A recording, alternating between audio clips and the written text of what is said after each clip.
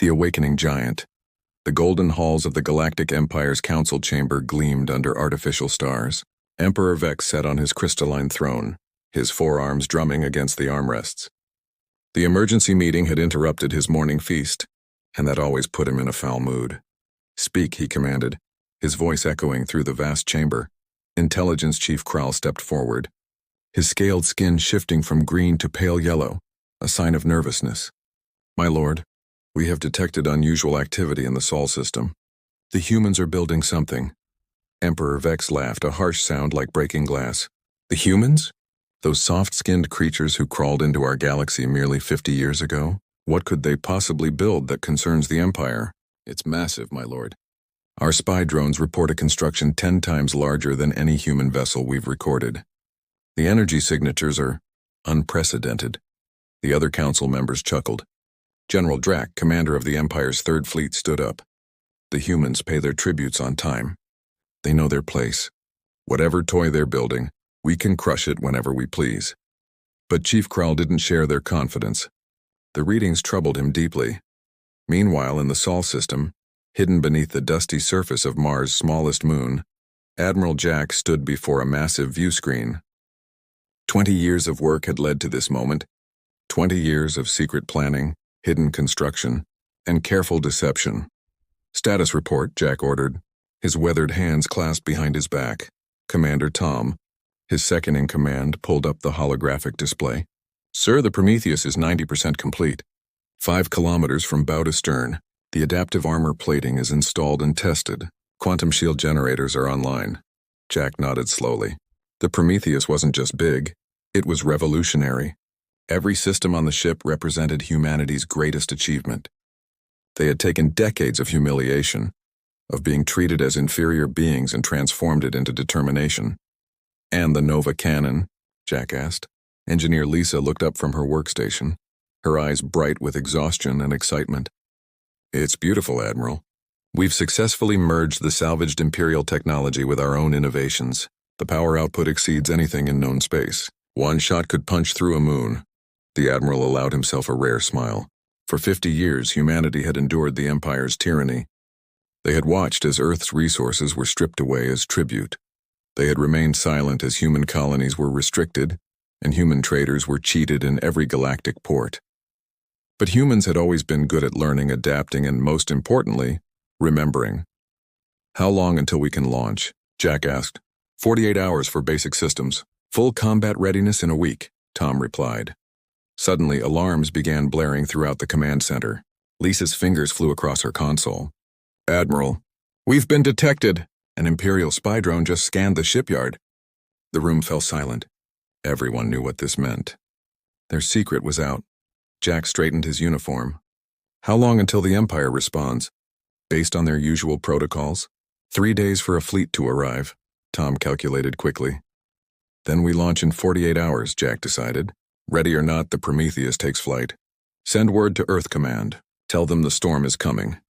Back in the Empire's capital, Emperor Vex stood frozen as he reviewed the detailed scans. The human ship was impossible. It incorporated technologies from a dozen conquered species, improved and integrated in ways the Empire's best scientists hadn't imagined. "They've been planning this," he whispered, his 4 eyes widening. "For decades, they've been planning this." General Drack studied the readings, his earlier arrogance evaporating. "The power signatures, my lord. This ship could challenge a full battle group." "Impossible," Vex roared, his throne room shaking. "Humans are primitives. They're nothing." But the data didn't lie. The humans had built something that made the Empire's mighty warships look like toys. And worse, if this ship became fully operational, it might inspire other subjugated species to resist. "Assemble the 5th Fleet," Vex commanded.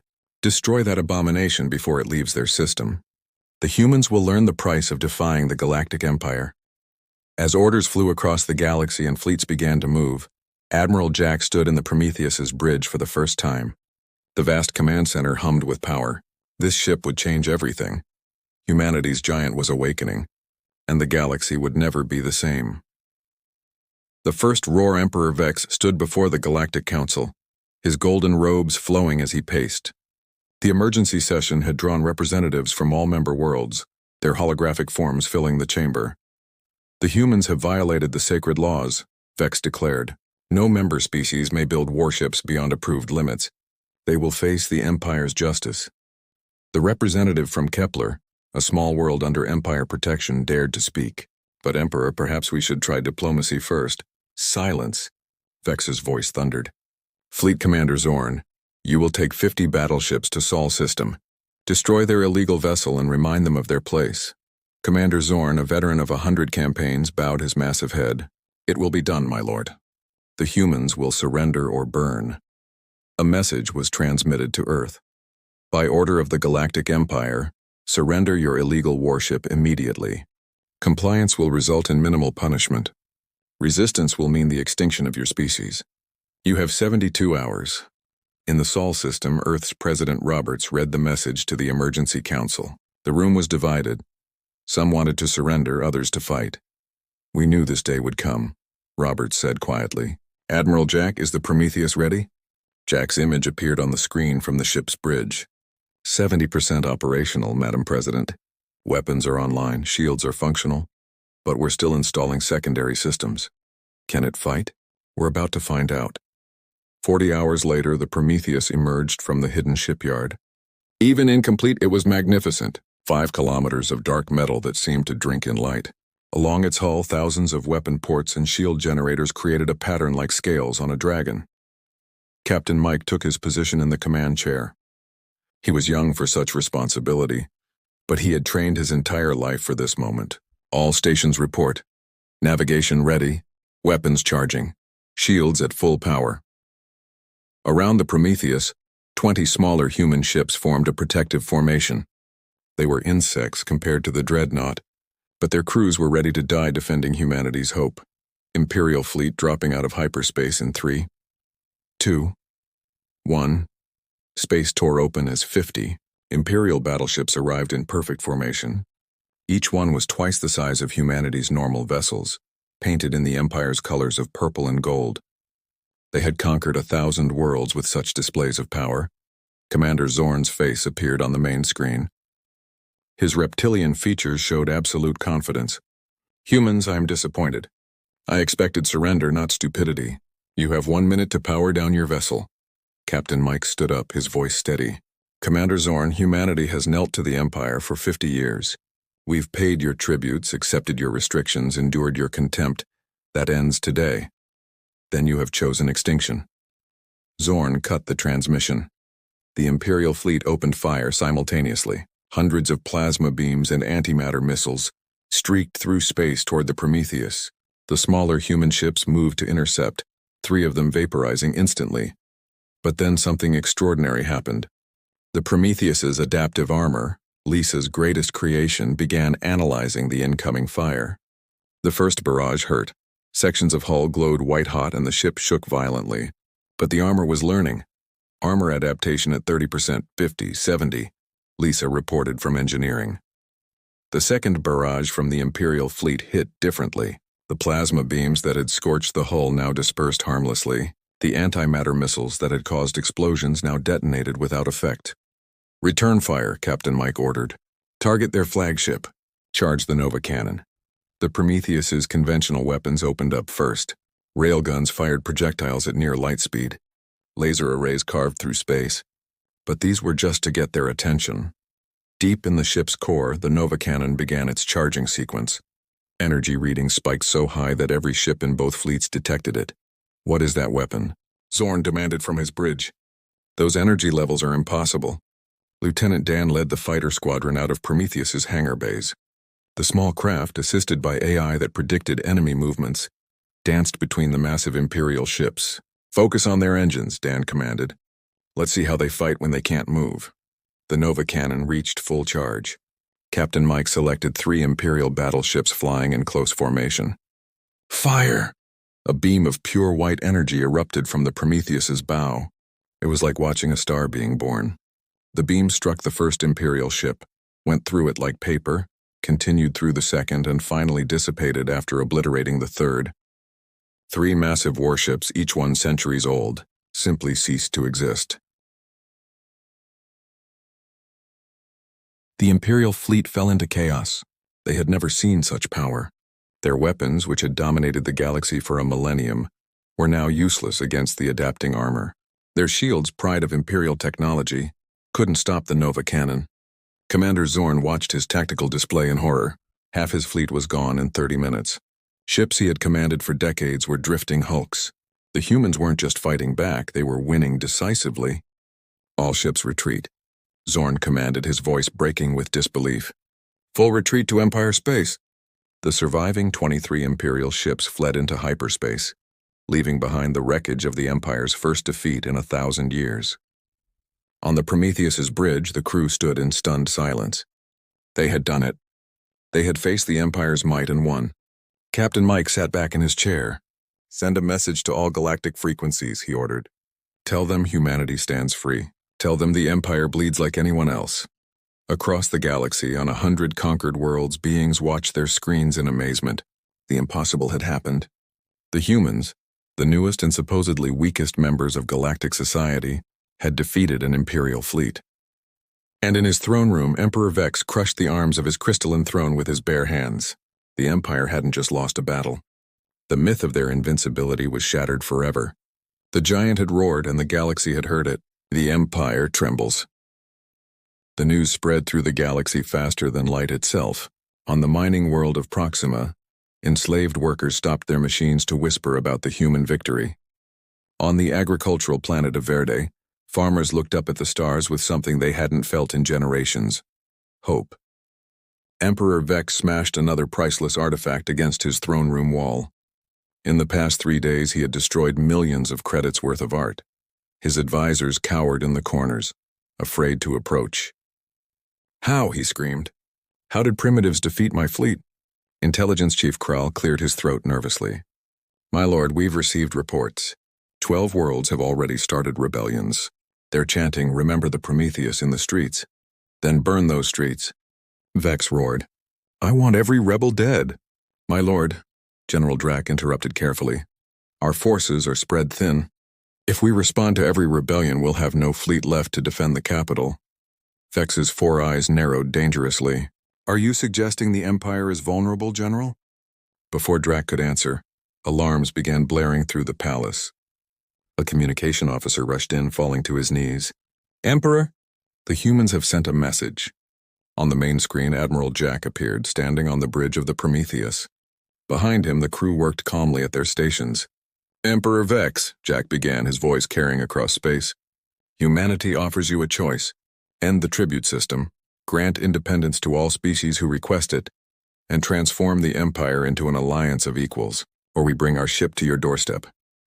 Vex laughed, but it sounded forced. You have 1 ship. I have 500 in the Grand Fleet. You think your little victory means anything? We'll find out, Jack replied simply and cut the transmission. The Emperor turned to his commanders. Mobilize everything. Every ship, every weapon, every soldier. Blockade Earth and all human colonies. If they want war, they'll have extinction. On Earth, President Roberts faced the United Human Colonies via hologram. The Empire has issued an ultimatum. Surrender or they'll use planet killers on our worlds. The colonial representatives were divided. Some wanted to surrender to save lives. Others argued they had come too far to kneel again. Captain Mike's voice cut through the debate. Give us 2 weeks. The Prometheus will end this. How? Roberts asked. They have 500 ships waiting at their capital. We have something they don't, Mike replied. We have nothing left to lose. For the next 10 days, the Prometheus underwent final modifications. Lisa and her team installed a new system, the Cascade Drive. It was theoretical, untested, and probably insane, but it might give them the edge they needed. Meanwhile, across the galaxy, something unexpected happened. Ships from enslaved species began disappearing from their assigned Empire positions. Nobody knew where they were going. On the 14th day, the Prometheus made its jump. Not to Earth, not to any human colony, but directly to the Empire's capital system, the heart of their 1,000-year dominion. Emperor Vex stood on his command platform, surrounded by 500 warships. The entire Grand Fleet, the largest military force ever assembled, waited in perfect formation. The fools actually came, Vex muttered, watching the single human ship emerge from hyperspace. Commander Zorn, commanding a new flagship, sent a message to all Imperial ships. Remember, they adapt to our weapons. Randomize your firing patterns. Don't give their armor time to learn. The Prometheus floated alone against 500 enemy ships. On any tactical display, it looked like suicide. Captain Mike stood calmly on his bridge. Lisa, activate the Cascade drive. Captain, we've never tested it in combat. Now's a good time to start. The Cascade drive hummed to life. Suddenly, the Prometheus's weapons fire began duplicating itself. One Nova cannon beam became 10, then 50.